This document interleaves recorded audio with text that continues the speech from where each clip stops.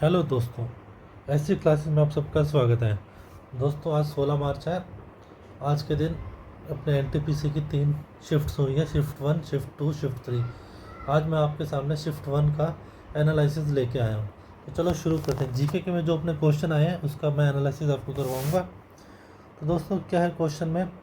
पहला, वाहनों में उपयोग होने वाले हाइड्रोलिक्स ब्रेक किस भौतिक सिद्धांत पर काम करते हैं? तो दोस्तों, जो वाहनों में हाइड्रोलिक्स ब्रेक रहते हैं आजकल, जो आपने देखा होगा डिस्क ब्रेक भी होती है या हाइड्रोलिक्स ब्रेक होते हैं, वो दोस्तों काम करते हैं पास्कल के नियम पर। सीधा सीधा सा ये क्वेश्चन आया है। उसके बाद अगला क्वेश्चन है, कंप्यूटर की तीसरी पीढ़ी का मुख्य घटक क्या था? What was the main component of the third generation of the computer? तो दोस्तों, इसका आंसर है इंटीग्रेटेड सर्किट आईसी। और उसके बाद एक और क्वेश्चन है, करंट अफेयर का क्वेश्चन है। जो करंट अफेयर के दोस्तों क्वेश्चनों में देखने को मिले हैं वो 2025 में देखने को मिले हैं। 10 से 12 क्वेश्चन करंट अफेयर के रह रहे हैं अपने पास, और वही दो चार धीरे धीरे सबके हैं। मैथ्स भी थी, रीजनिंग और जीके और करंट अफेयर, ये 3 चीज़। जीके और करंट अफेयर तो एक में ही हो गया, और मैथ रीजनिंग के क्वेश्चन थे। सबकी डिटेल में बात आखिरी में करूँगा। पहले आप ये देखिए, अपने पास 2025 से करंट अफेयर के क्वेश्चन आए 10 से 12। और जैसे जैसे मेरी स्टूडेंट से जिनसे बात हुई उनसे मुझे डाटा मिला, तो उसके अकॉर्डिंग मैंने ये एक पीडीएफ तैयार की है, जिसको मैं अपने टेलीग्राम ग्रुप में भी शेयर कर दूंगा। अगला क्वेश्चन है, अदालती कार्रवाई की रिकॉर्डिंग और ट्रांसक्रिप्शन के लिए एआई तकनीक का उपयोग करने वाला पहला हाई कोर्ट कौन बना है? अगर आप कंटिन्यू करंट अफेयर देखते हैं तो आपने पढ़ा होगा कि केरला हाई कोर्ट ने एआई टेक्नोलॉजी का यूज़ किया है। ठीक है, तो चलिए अगले क्वेश्चन के बढ़ते हैं। 21 जून को मुख्य रूप से ग्रीष्म संक्रांति, समर सोलिस्टिक कहा जाता है। तो ये क्या कब होता है दोस्तों? उस समय कौन सी कंडीशन होती है? उत्तरी गोलार्ध में सूर्य प्रवेश करता है। ये इस दिन, यह साल का सबसे लंबा दिन होता है दोस्तों। उसके बाद एक क्वेश्चन हो रहा है। अगला क्वेश्चन था हिस्ट्री का। अलाउद्दीन खिलजी द्वारा शुरू की गई कौन सी नीति का मुख्य उद्देश्य है विशाल सेना के कम खर्चे में भरण पोषण करता था? कौन सी नीति बनाई थी दोस्तों अलाउद्दीन खिलजी ने? यह बनाई थी मार्केट कंट्रोल पॉलिसी, बाजार नियंत्रण नीति। ठीक है, उसके बाद हमें पॉलिटी का भी क्वेश्चन देखने को मिला। कैट का जो गठन किया गया था किस अधिनियम के तहत किया गया था? अगर आप कैट की फुल फॉर्म भी देखोगे तो सेंट्रल एडमिनिस्ट्रेटिव ट्रिब्यूनल है दोस्तों। ये किसके अधिनियम के तहत किया गया? एडमिनिस्ट्रेटिव ट्रिब्यूनल एक्ट 1985, प्रशासनिक अधिकरण अधिनियम 1985। उसके बाद अगला क्वेश्चन आ जाता है कॉन्स्टिट्यूशन का। भारतीय संविधान की 8वीं अनुसूची में शामिल तिब्बत और बर्मन भाषा परिवार की एकमात्र और प्रमुख भाषा कौन सी थी दोस्तों? इसका आंसर है बोडो और मणिपुर। चलते हैं, अभी जुलाई में तुर्की ने एक सबसे शक्तिशाली बम बनाया था, नॉन एटॉमिक बम सॉरी, गैर परमाणु बम बनाया था। उसका नाम क्या था दोस्तों? गजाब। आप कंटिन्यू करंट अफेयर देखते रहेंगे तो आपको क्वेश्चन देखने को मिलेंगे, आप पेपर में सोल्व कर पाओगे। अभी उसके बाद अगला क्वेश्चन है, 2500 ईसा पूर्व सिंधु घाटी सभ्यता के दौरान किस बंदर कहाँ से सबसे अधिक माल ढुलाई का व्यापार होता था? From which port was the maximum freight and trade carried out around 2500 BCE? मतलब दोस्तों, जो सिंधु घाटी सभ्यता में कौन से पोर्ट से सबसे ज़्यादा व्यापार होता था? तो हमने एक पोर्ट को पढ़ा हुआ जिसका नाम है लोथल, इसी से ही होता था। और ये दोस्तों कहाँ है? गुजरात में। एक अगला क्वेश्चन था, आईसीसी चैंपियंस ट्रॉफी का फाइनल में भारत ने किसको हराया था? तो चैंपियंस ट्रॉफी जो थी दोस्तों, होस्ट कंट्री कौन थी? पाकिस्तान।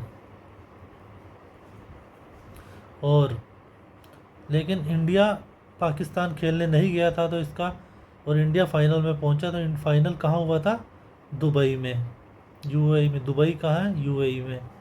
ठीक है, और फाइनल किसके बीच हुआ था? इंडिया वर्सेस न्यूजीलैंड के बीच, और जिसमें इंडिया ने न्यूजीलैंड को 49th ओवर में ही हरा दिया था। तो इसमें हमसे पूछा गया फाइनल में भारत ने किस टीम को हराया? तो इसका आंसर है न्यूजीलैंड। एक हिस्ट्री का एक और क्वेश्चन हमें देखने को मिला। एक चालीसा दल, या दल चालीसा बोलते हैं, तुर्कान ए चहलगानी, एक 40 लोगों का ग्रुप बनाया था जो क्या सब एडमिनिस्ट्रेशन को देखता था। तो ये किसने बनाया था दोस्तों? ये बनाया था इल्तुतमिश ने। यही इसका आंसर है। तो हमारे सामने अगला क्वेश्चन है कॉन्स्टिट्यूशन का। भारतीय संविधान के किस अनुच्छेद में पुरुषों और महिलाओं दोनों के समान कार्य व समान वेतन का प्रावधान है? तो दोस्तों इसका आंसर है आर्टिकल 39D। एक और कॉन्स्टिट्यूशन का क्वेश्चन है अपने सामने। आपको इम्पोर्टेंट कॉन्स्टिट्यूशन की मैं आपको एक शॉर्ट वीडियो अपलोड कर दूंगा, जो आप पढ़ के जाइएगा, आपको क्वेश्चन में ज़रूर मिलेगा। आप देख रहे हैं ये दूसरा तीसरा क्वेश्चन है जो कॉन्स्टिट्यूशन का आ चुका है हमारे सामने। तो हमारे सामने भारतीय संविधान के अनुच्छेद 239 के अनुसार यूटी में, जैसे दमन द्वीप या पौंडीचेरी में प्रशासन कौन चलाता है? तो इसमें प्रशासन कौन चलाता है दोस्तों? उपराज्यपाल, लेफ्टिनेंट गवर्नर और एडमिनिस्ट्रेटर। यही इसका आंसर है। एक और हमारे पास पॉलिटी का क्वेश्चन। दोस्तों पॉलिटी के कम से कम 4 से 5 क्वेश्चन हमारे पास आए हैं। संसद के दोनों सदनों में अगर बिल पास होने के बाद कानून बनाने के लिए उसके ऊपर अंतिम हस्ताक्षर कौन करता है? ठीक है दोस्तों, हमें मालूम है जब भी कोई कानून बनता है तो सबसे पहले लोकसभा या राज्यसभा दोनों में से किसी एक में प्रस्ताव पारित किया जाता है। मान लेते हैं पहले लोकसभा में प्रस्ताव पारित किया, लोकसभा में पास होगा, फिर जाएगा राज्यसभा में। जब राज्यसभा से पास हो जाएगा तब ये जाता है राष्ट्रपति के पास, जो इसके ऊपर अपने साइन कर देते हैं और ये कानून बन जाता है। तो इसका आंसर क्या रहेगा? राष्ट्रपति। अब 15वां क्वेश्चन हमारे सामने। 1928 में गुजरात में हुए बारडोली सत्याग्रह का नेतृत्व किसने किया था? बारडोली में जो सत्याग्रह हुआ था उसका नेतृत्व किया था सरदार वल्लभ भाई पटेल ने। इन्होंने जब इनका नेतृत्व किया तो वहाँ की औरतों ने इनको आयरन मैन ऑफ इंडिया या लौह पुरुष की उपाधि दी थी। तो चलिए अगला क्वेश्चन हमारे सामने है। प्राचीन दक्षिण भारतीय संगम साहित्य किस भाषा में लिखा गया? दोस्तों जो संगम साहित्य है वो तमिल भाषा में लिखा गया है। आपके लिए मैं एक साहित्य वाली, जैसे साहित्य का क्वेश्चन है जैसे आपको क्वेश्चन कंटिन्यू देखने को मिलेंगे पेपर में, तो जो भी इम्पोर्टेंट साहित्य हैं वह किस भाषा में लिखे गए हैं उन सब की मैं एक शॉर्ट वीडियो अपलोड कर दूँगा, आप ज़रूर देखिएगा। निम्नलिखित में से कौन सा, अगला क्वेश्चन, निम्नलिखित में से कौन सा देश चीन की तुलना में भारत के साथ अधिक लंबी स्थलीय सीमा साझा करता है? दोस्तों हमें मालूम है सबसे बड़ी सीमा हम साझा किसके साथ करते हैं? बांग्लादेश के साथ। चलो दोस्तों अगला क्वेश्चन हमारे सामने है। ये रेलवे का एग्ज़ाम देने जा रहे हो और आपको रेलवे का क्वेश्चन तो आना चाहिए ना, तो वही क्वेश्चन हमारे सामने है। 31 मार्च 2022 की स्थिति के अनुसार भारतीय रेल मार्ग की कुल लंबाई कितनी थी 31 मार्च 2020 तक? तो दोस्तों इसका आंसर है 67,956 किलोमीटर। अब ये हमारे सामने क्वेश्चन दिया है दोस्तों कि क्वेश्चन ये था हमें एक फ़ाइल को दूसरी फाइल बनाना है, तो उसमें क्या करना रहेगा?